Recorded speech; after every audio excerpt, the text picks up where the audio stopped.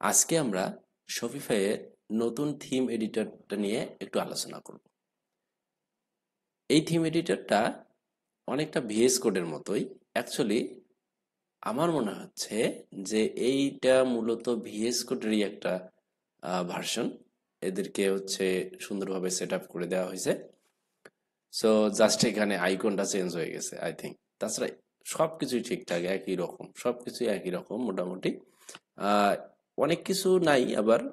এখান থেকে বেশ কিছু জিনিসপত্র নাই। এইখানে অনেক কিছু নাই। তো যেগুলা জিনিস আসলে শপিফাই এর দরকার সেই সব জিনিস তারা প্রোভাইড করছে। আর বাকি জিনিসপত্রগুলো তারা দেয়নি। হুম। তো যেটা দরকার সেটা হলেই যথেষ্ট। আর কোনো কিছু আমাদের এখানে আসলে দরকারও নাই। আর ইন্টারেস্টিং ব্যাপার হচ্ছে এখন আমাদের আসলে সিএলআই ইউজ করারও তেমন একটা প্রয়োজন মনে করতেছি না আমি। কেননা আহ, এই ভিএস কোড যে এডিটর আছে এটা মূলত অনেক ফাস্ট হয়। তো সেক্ষেত্রে আমি আশা করি যে এই যে চাহিদাটা এটা মূলত আমাদের এই জিনিসটা আমরা পূরণ করবে। তো আমরা মূলত আজকে মোটামুটি 5টা জিনিস সম্পর্কে আমাদের ধারণা থাকলেই আমরা এই কোড এডিটরটাকে সুন্দরভাবে চালাতে পারবো বা বুঝতে পারবো। ওকে। তো 5টা জিনিস যেমন হচ্ছে, প্রথমত 1 নম্বরে যেটা হচ্ছে ফাইল কিভাবে ক্রিয়েট করতে হয়। কেননা আমাদের হচ্ছে ফোল্ডার অলরেডি থেকেই যায়। যদি ফোল্ডার ক্রিয়েট করা লাগে তাহলে অবশ্যই ক্রিয়েট করা যাবে, সমস্যা নেই। এখান থেকে ক্রিয়েট করা যায়, কিন্তু মূলত আমাদের ফাইলগুলো বেশিরভাগ সময়ই ক্রিয়েট করতে হবে।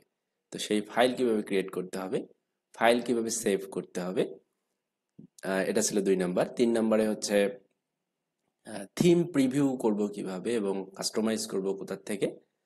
আহ 4 নম্বরে হচ্ছে সার্চ করব আমরা কিভাবে। হ্যাঁ।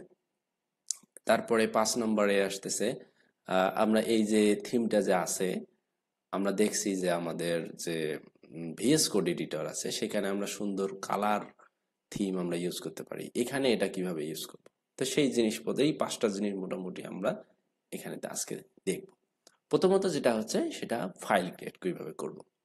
আচ্ছা, যখনই আমরা এই জায়গায় হোভার করতেছি তখন আমরা এই জায়গায় কয়েকটা লাইন আমরা দেখতে পাচ্ছি। এই এই একটা লাইন দেখতে পাচ্ছি, এখানে আছে নিউ ফাইল, নিউ ফোল্ডার, তারপর রিফ্রেশ এক্সপ্লোর, মানে এই কয়েকটা জিনিস আছে। তার মধ্যে আমাদের যেটা লাগবে সেটা হচ্ছে নিউ ফাইল ক্রিয়েট করা হচ্ছে ইয়েটা। হ্যাঁ। কারণ আমাদের এখানে ফোল্ডার মোটামুটি এই কটাই। এখন এটা কখন আমরা এটা এখানে ক্লিক করলে মূলত ফাইলটা ক্রিয়েট হবে, এখন দেখা যাচ্ছে আমাদের অ্যাসেটস এর মধ্যে আছে। এখন অ্যাসেটস এর মধ্যে যদি আমাদের কোনো ফাইল লাগে সেই ক্ষেত্রে এই ফোল্ডারটা ক্লিক ক্লিক করে তারপরে আমরা এখানে নিউ ফাইলে ক্লিক করতে পারবো। অথবা আরেকটা কাজ আছে, এখান থেকে আমরা রাইট ক্লিক করে নিউ ফাইল যদি আমরা এখানে ক্লিক করি তাহলে একটা নতুন ফাইল এখানে ক্রিয়েট হবে। এটা একটা। আর যদি আমরা অন্য কোনো ফোল্ডারে করতে চাই সেক্ষেত্রে যেটা বললাম সেটা হচ্ছে এরকম করে এটা সিলেক্ট করে তারপরে এই আইকন দিয়ে যদি করতে চাই এখানে, আর যদি এখান থেকে করতে চাই তাহলে রাইট ক্লিক করে নিউ ফাইল। ওকে। তাহলে কিন্তু হয়ে যাবে। সাপোজ আমি একটা এখানে ডেমো সেকশন তৈরি করতে চাচ্ছি, আমি নিউ ফাইলে ক্রিয়েট করলাম। এখান থেকে ডেমো ডট লিকুইড লেখার সঙ্গে সঙ্গে এই ফাইলটা এখানে ওপেন হয়ে যাবে। ঠিক আছে।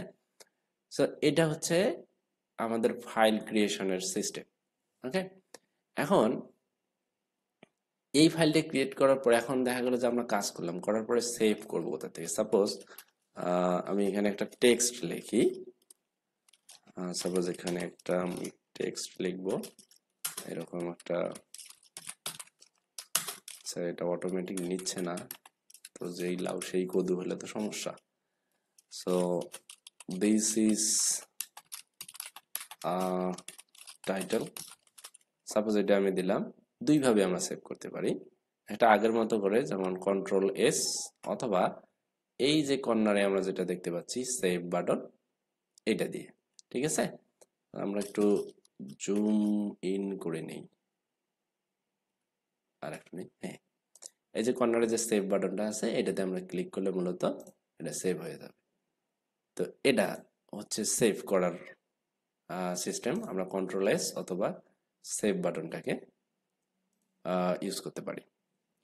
দেন আমাদের যেটা সেটা হচ্ছে থিম আমরা এই যে প্রিভিউ করব কিভাবে বা কাস্টমাইজ করব কোথা থেকে।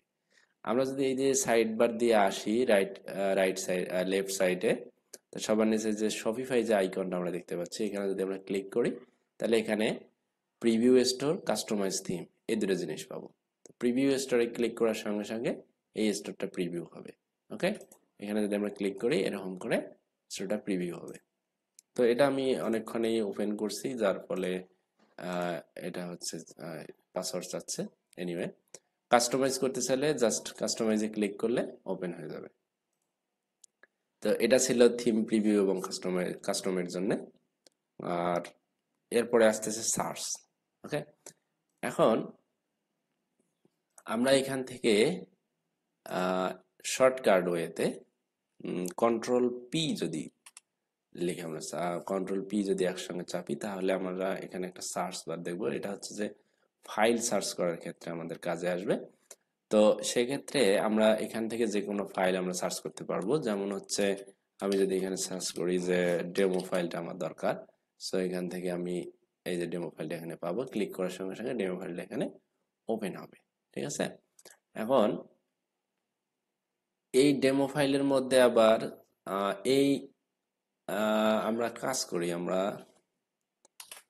থিম ডট লিকুইড ফাইলটা আমরা ওপেন করব, কারণ এটার মধ্যে বেশ কিছু কোড আছে।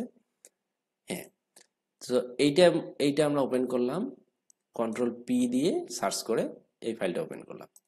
এটা একটা সার্চ। এরপরে এই ফাইলের মধ্যে যদি আমি কোনো কিছু সার্চ করি, তার মানে এই যে এক্সিস্টিং কোডের মধ্যে আমরা যেটা দেখতে পাচ্ছি এইটার মধ্যে যদি কোনো আমি সার্চ করে চাই, তাহলে আমি মূলত কন্ট্রোল এফ চাপবো। কন্ট্রোল এফ চেপে আমরা সাপোজ আমরা ড্রয়ার কার্ড এটাকে আমরা চাচ্ছি, ড্রয়ার কার্ড আছে কিনা, card drawer maybe, card drawer, হ্যাঁ এই যে সেকশনটা আমরা এখানে পাচ্ছি। তো এখান থেকে সার্চ করলে মূলত এই যে ফাইলটা যেটা ওপেন করছি এই ফাইলের মধ্যে আমরা সার্চ করলে এই জিনিসটা পাবো, এই ফাইলের এক্সিস্টিং কোডগুলো। ওকে, আচ্ছা, এখন আমি চাচ্ছি যে আমার এই পুরো থিমের মধ্যে কোথায় আমার একটা জিনিস আছে যেটা আমি হচ্ছে কনসোলে দেখতে পাচ্ছি, কিন্তু এখানে কোথায় আছে আমি আসলে জানি না। এটা কিন্তু আগের সিস্টেমে ছিল না, আগের যে এডিটরটা ছিল এটাতে কিন্তু ছিল না। আই থিঙ্ক এটা খুব একটা ভালো জিনিস, যে ভিএস কোডের যে সিস্টেমটা বা আদলে যেটা এখানে আমরা দেখতে পাচ্ছি সেটাতে এই জিনিসটা আছে।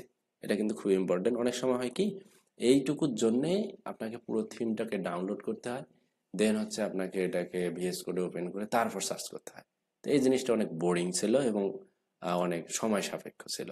সো এই কাজটা কিন্তু আমরা এখন খুব সহজে করতে পারি। এটা কিভাবে করব, আমরা সরাসরি এইটাতে ক্লিক করতে পারি অথবা কন্ট্রোল শিফট এফ এটাতে ক্লিক করে এখন আমি যদি এখানে কার্ড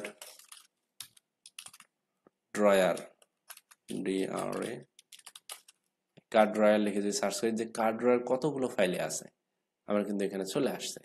ঠিক আছে, যে এখানে আমি সব জায়গায় দেখতে পাচ্ছি যে জায়গায় যে জায়গায় কার্ড ড্রয়ার আছে, যে সব ফাইলে এই টেক্সটটা এক্সিস্ট করে সব জায়গায় চলে গেছে, সব জায়গায় এখানে ইন্ডিকেট করতেছে।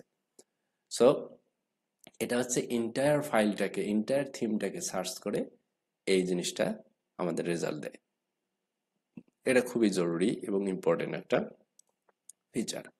আচ্ছা, এরপরে যেটা থাকতেছে সেটা হচ্ছে যে এই যে থিম আমরা সাদামাটা যে থিম আগে ইউজ করতাম এরকম হোয়াইট, তো যেহেতু ভিএস কোডের আদলে এটা, তার মানে আমাদের এই থিমটাকে কালার করা যেতে পারে, ডার্ক করা যেতে পারে, তারপর যে থিম যে অপশনগুলো না আছে এটা কিন্তু করা যেতে পারে। সো এটা দুইটা ওয়েতে করা যায়।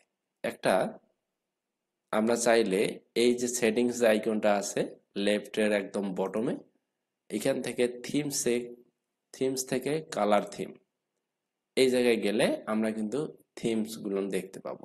ঠিক আছে, যে থিমস গুলো আমরা ইউজ করতে চাই এখান থেকে কিন্তু আমরা সিলেক্ট করতে পারবো। আরেকটা ওয়ে আছে কন্ট্রোল শিফট পি, এটা একটা, এখান থেকে আমরা কমান্ড দিয়ে এটা দেখতে পারবো। সেটা হচ্ছে আমরা যদি থিম লিখে সার্চ করি তাহলে যে এখানে আমরা যদি নিচের দিকে আসি যে কালার থিম, এটাতে আমরা ক্লিক করলে এই যে সেম জিনিসটা এখানে চলে আসবে। ঠিক আছে, আমরা যে চাই শপিফাই ডার্ক ইউজ করব, তাহলে শপিফাই ডার্ক মোডটা চালু হয়ে যাবে। ঠিক আছে? সো আমরা এটা কিন্তু চেঞ্জ করতে পারবো, অনেকগুলো এখানে থিমস আছে আমাদের। আমরা যদি চাই রেড হতে পারে, মোনাকি ডায়মন্ড হতে পারে, এটা কিন্তু অনেক ভালো একটা থিম, আমি আগে চালাইতাম মোনাকি। নিয়ে ডার্ক প্লাস ডিফল্ট ডার্ক, এটা কিন্তু অনেক ভালো, এটাও চালাতে পারি। সো এখান থেকে আমরা চুজ করতে পারি যে কোনো কালার। তো এখন কিন্তু একদম ভিএস কোডের যে অরিজিনাল যে ভিউটা, সেটা কিন্তু আমরা দেখতে পাচ্ছি। তো এই কাজগুলো মূলত আমরা করতে পারি। তো এই 5টা জিনিস আমাদের শিখলে, মোটামুটি জানা থাকলে, আমরা এটাকে সুন্দরভাবে এই এডিটরটাকে হ্যান্ডেল করতে পারবো। সো আজকের ভিডিওটা এই পর্যন্ত থাকছে, আমরা পরবর্তীতে অন্য কোনো টপিকসে আলোচনা করব। Thank you.